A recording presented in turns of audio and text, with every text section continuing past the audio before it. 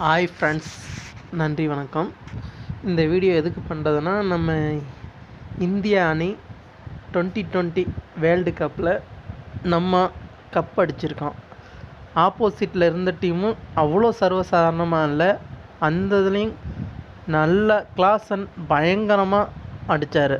அந்த டயத்தில் வந்து ஹார்திக் பாண்டியா பவுலிங் சூப்பராக போட்டார். அவர் போட்டதில் லைட்டாக எட்ஜு ஏறி கீப்பர் கையில் அவுட் ஆகிட்டார் கிளாசன். அதுக்கப்புறம் தான் இந்தியாவுக்குள்ளே மேட்ச் திரும்பி நம் சைடு வந்துச்சு. அதுக்கப்புறம் வந்து கடைசியில் இதில் எனக்கு தெரிஞ்சு சூரியகுமார் யாதவ் அந்த கேட்சு சிக்ஸர் லைனில் பிடிச்சாரு. மிகவும் நன்றாக இருந்துச்சு.